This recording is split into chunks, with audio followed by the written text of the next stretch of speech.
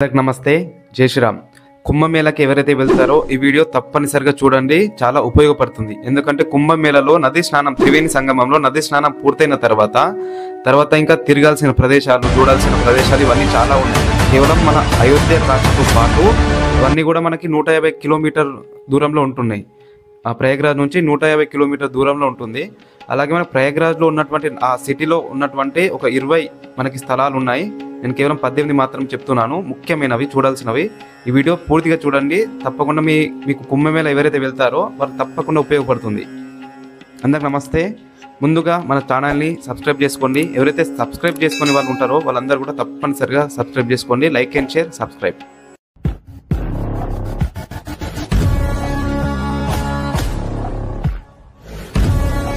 2025లో జరిగే మహాకుంభమేళాకు హాజరయ్యే ప్రతి ఒక్క హిందూ తప్పనిసరిగా సందర్శించాల్సిన ప్రదేశాలు. ఒకటి, హనుమాన్ దేవాలయం. ధరగంజ్ ప్రాంతంలో గంగా నది ఒడ్డున సంకట విమోచన హనుమాన్ ఆలయం ఉంది. ఇది స్వామి సమర్థ రామదాస్ స్వామి ఇక్కడ హనుమంతుని విగ్రహాన్ని స్థాపించారని చెప్తారు. శివపార్వతులు, అలాగే గణేష్, భైరవ, దుర్గమ్మ, కాళికమాత మరియు నవగ్రహ విగ్రహాలు కూడా ఆలయ ప్రాంగణంలో ప్రతిష్ఠించబడ్డాయి. సమీపంలో శ్రీరామ్ జానకి దేవాలయాలు మరియు హరితా మహాదేవ దేవాలయం ఉన్నాయి. అలాగే రెండవది అక్షయవాత్ పటల్పురి ఆలయం. అక్షయవాత్ నాశనం చేయలేని మర్రి చెట్టు అనేది హిందూ పురాణాలలో మరియు హిందూ గ్రంథాలలో ప్రస్తావించబడిన పవిత్రమైన అత్తి చెట్టు. బౌద్ధ యాత్రికుడు హియూన్ స్తాంగ్ మరియు పురావస్తు శాస్త్రవేత్త అలెగ్జాండర్ కన్నింగ్హామ్ వంటి చరిత్రకారులు మరియు యాత్రికులు అక్షయవాత్ చెట్టు గురించి గొప్ప వివరాలతో ప్రస్తావించారు. రామాయణంలోని రాముడు, లక్ష్మణుడు మరియు సీతతే ప్రధాన పాత్రలు అయోధ్యలో ఇక్కడే విశ్రాంతి తీసుకున్నట్లు చెప్పబడిన ఈ చెట్టు ముఖ్యమైనది. పటల్పురి ఆలయం. వేద కాలం నాటి భారతదేశంలోని పురాతన దేవాలయాలలో పటల్పురి ఆలయం ఒకటి.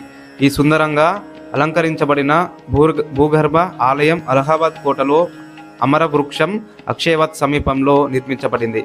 అలాగే మూడవది సరస్వతి కూప్. మహాకుంభమేళ 2025 కోసం సరస్వతి కూప్ పునరుద్ధరణ అనేది పవిత్రమైన బావి యొక్క ఆధ్యాత్మిక ప్రాముఖ్యతను పునరుద్ధరించడం మరియు మెరుగుపరచడం కోసం ఉద్దేశించిన ఒక స్మారక కార్యక్రమం. ఈ ప్రాజెక్టు దాని చారిత్రక మరియు సాంస్కృతిక ప్రాముఖ్యతను కాపాడుకోవడానికి ఖచ్చితమైన పునరుద్ధరణ ప్రయత్నాలను కలిగి ఉంటుంది. అలాగే పూజ్యమైన ఈవెంట్ సమయంలో యాత్రికులు లోతైన సంబంధాన్ని అనుభవించేలా చేస్తుంది. నాలుగవది మంకేశ్వర దేవాలయం. ఇది యమునా నది కోటకు పశ్చిమాన వెంటో పార్క్ సమీపంలో ఉంది. ఇందులో నల్లరాతి లింగం మరియు గణేష్ మరియు నంది విగ్రహాలు ఉన్నాయి.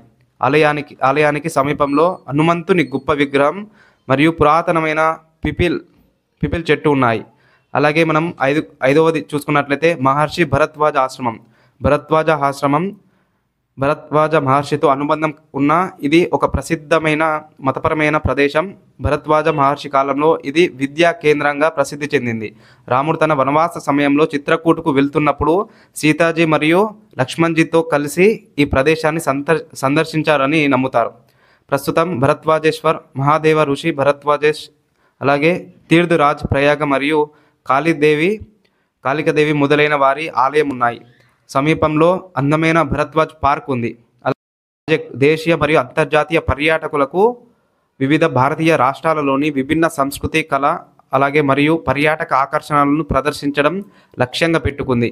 మకర సంక్రాంతి మరియు వైకాలి మధ్య జరుపుకునే సాంప్రదాయ పండుగల నేపథ్యం చుట్టూ మంటపం నిర్మించబడుతుంది. ఇది వివిధ రాష్ట్రాలు మరియు కేంద్ర పాలిత ప్రాంతాలకు ప్రాతినిధ్యం వహించే 35 బూత్లను కలిగి ఉంటుంది. అలాగే సందర్శకుల కోసం రద్దీగా ఉండే ప్రాంతం ఉంటుంది. ప్రజలను నిమగ్నం చేయడానికి వర్క్ షాప్లు నిర్వహించబడ్డాయి. అలాగే మరియు సాంప్రదాయ హస్తకళలు ప్రత్యేక మార్కెట్లో స్థలంలో ప్రదర్శించబడతాయి. అదనంగా వివిధ రాష్ట్రాల నుండి సాంస్కృతిక ప్రదర్శనలు నిర్వహించేందుకు వేదికను నిర్మించనున్నారు. ఈ చొరవ భారతదేశం యొక్క గొప్ప సాంస్కృతిక వైవిధ్యం మరియు వారసత్వాన్ని ప్రపంచ వేదికపై హైలైట్ చేయడానికి రూపొందించబడింది. అదే సమయంలో దేశవ్యాప్తంగా పర్యాటకాన్ని కూడా ప్రోత్సహిస్తుంది.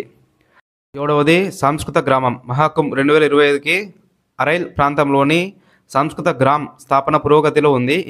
ఈ సంస్కృతి గ్రామం కింది ప్రదర్శనలు మరియు వర్క్ షాప్లను కలిగి ఉన్న 6 జోన్లను విభజించబడుతుంది. మహాకుంభం యొక్క పురాతన వారసత్వం, ఇతిహాసాలు మరియు పురాణాలపై ప్రదర్శన, చారిత్రక ప్రయాణ కథనాలు, జ్యోతిష్యానికి సంబంధించిన ప్రదర్శన, కళా ప్రదర్శనలు, పాతకళలు మరియు సాంప్రదాయ వంటకాల ప్రదర్శన, డిజిటల్ మాధ్యమాల ద్వారా ఇంటరాక్టివ్ వర్క్షాప్లు నిర్వహించబడతాయి. సందర్శకులు గొప్ప సాంస్కృతిక మరియు విద్యా అనుభవాన్ని అందించడం ఈ చొరవ లక్ష్యం. అలాగే కళాగ్రామ్ 8వది. కళాగ్రామ్ ప్రాజెక్టు 3 విభిన్న ఇతివృత్తాలను కలిగి ఉంటుంది. ఇది కళ మరియు సంస్కృతికి సంబంధించిన వివిధ అంశాలను ప్రదర్శిస్తుంది. జాతర సమయంలో సందర్శకుల అనుభవాన్ని సుసంపన్నం చేసే లక్ష్యంతో ఉంటుంది. వాటర్ లేజర్ షో కాళీ ఘాట్ వద్ద యమునా నది ఉన్నటువంటి బోర్డ్ క్లబ్ దగ్గర అధునాతన సాంకేతికతతో కూడిన అత్యాధునిక వాటర్ లేజర్ షోను నిర్వహించనున్నారు. ఈ కార్యక్రమం స్థానికులను మరియు పర్యాటకులకు ఈ ప్రాంతం యొక్క సాంస్కృతిక మరియు వినోద ఆకర్షణను పెంపొందించడం ద్వారా ఆకర్షణీయమైన మరియు దృశ్యపరంగా అద్భుతమైన ఆకర్షణను సృష్టించడం లక్ష్యంగా పెట్టుకుంది. 10వది డ్రోన్ షో. సాయంత్రం ఫేర్ గ్రౌండ్ను సందర్శించే దేశీయ మరియు అంతర్జాతీయ పర్యాటకుల కోసం దైవిక మూర్తులతో కూడిన డ్రోన్ షో నిర్వహించబడుతుంది. జనవరి 20 మరియు ఫిబ్రవరి 5 షెడ్యూల్ చేయబడిన ఈ ప్రదర్శన అత్యాధునిక సాంకేతిక పరిజ్ఞానం ద్వారా ఖగోళ చిత్రాలను ప్రదర్శించడం ద్వారా మంత్రముగ్ధులను చేసే అనుభూతిని అందించడం లక్ష్యంగా పెట్టుకుంది. ఇది సందర్శకులందరికీ దృశ్యపరంగా ఆకర్షణను అందిస్తూ ఈ ఈవెంట్ యొక్క ఆధ్యాత్మిక వాతావరణాన్ని మెరుగుపరచడానికి రూపొందించబడింది. అలాగే 11వది నేపథ్య గేట్స్. కుంభ్ మరియు ప్రయాగ యొక్క వివిధ ఇతివృత్తాల నుండి ప్రేరణ పొందిన 30 తాత్కాలిక నేపథ్య ప్రవేశ ద్వారాలు ఫేర్ గ్రౌండ్లో నిర్వహించబడతాయి. ప్రస్తుతం టెండర్ ప్రక్రియ జరుగుతుంది. ఈ కార్యక్రమం ఫేర్ గ్రౌండ్ యొక్క సౌందర్య ఆకర్షణను మెరుగుపరచడం, కుంభ్ మరియు ప్రయాగలలో అనుబంధించబడిన గొప్ప సాంస్కృతిక ఇతివృత్తాలను ప్రదర్శించడం ద్వారా సందర్శకులకు చిరస్మరణీయ అనుభవాన్ని అందించడం లక్ష్యంగా పెట్టుకుంది. అలాగే 12వది పవిత్ర స్నాన్ ఆచారాలు.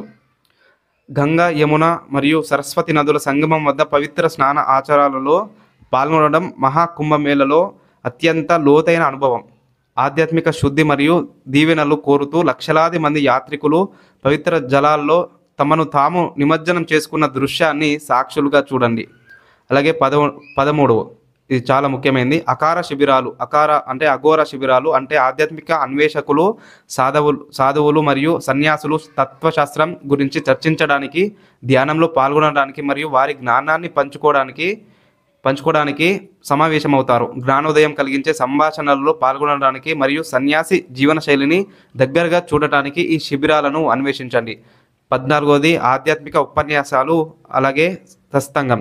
ప్రఖ్యాత సాధువులు, గురువులు మరియు పండితులు నేతృత్వంలోని ఆధ్యాత్మిక ఉపన్యాసాలు మరియు సత్సంగాలు హాజరు కావడానికి మహాకుంభం అసమానమైన అవకాశాన్ని అందిస్తుంది. ఈ సమావేశాలు హిందూ ధర్మం యొక్క ప్రాచీన జ్ఞానం మరియు బోధనలపై లోతైన అంతర్దృష్టులను అందిస్తుంది.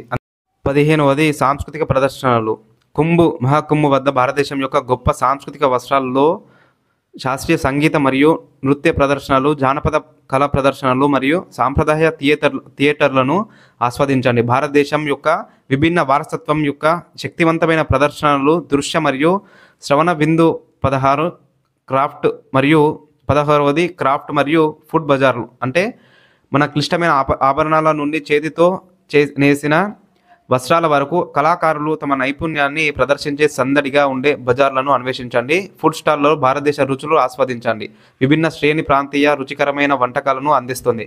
17వది ఆర్ట్ ఇన్స్టలేషన్ మరియు ప్రదర్శనలు. భారతదేశం యొక్క ఆధ్యాత్మిక మరియు సాంస్కృతిక వారసత్వాన్ని జరుపుకునే ఆర్ట్ ఇన్స్టాలేషన్ను మరియు ఎగ్జిబిషన్ చూసి ఆశ్చర్యపోండి. ఈ ప్రదర్శనలు ప్రజల కళాత్మక సృజనాత్మకతను మరియు భక్తికి నిదర్శనం.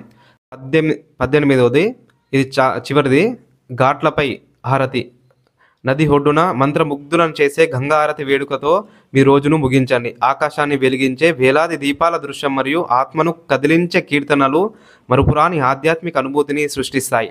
అలాగే మహాకుంభమేళానికి ఎవరైతే వెళ్తారో ఈ సందర్శించాల్సిన ప్రదేశాలు తప్పనిసరిగా ఉపయోగపడతాయి. దానిలో ఒక 10 అయినా మీరు సందర్శించండి. ఎందుకంటే దేవాలయాలు ఉన్నాయి, పురాతనమైన కట్టడాలు ఉన్నాయి. అలాగే ముఖ్యమైనది ఒకటి ఏంటంటే ఇవన్నీ కూడా ముఖ్యంగా మనకి ప్రయాగ్రాజ్లో ఉన్నటువంటి మనకి చంద్రశేఖర్ ఆజాద్, మన గొప్ప దేశభక్తుడు, వారి సమాధి కూడా ఉంటుంది ప్రయాగ్రాజ్లోనే. Prayagraj park, Allahabad park, Chandrashekhar Azad park అంటారు దాన్ని. ఎవరైనా ఆటోలా ఎవరు చెప్పినా మనకి అక్కడ దించేస్తారు పార్క్ ముందు. తప్పనిసరిగా వారి సమాధిని దర్శించుకోండి. అందరికి నమస్తే. నెక్స్ట్ వీడియోలో కలుద్దాం. Jai Shriram. Subscribe my channel Indur Karthik.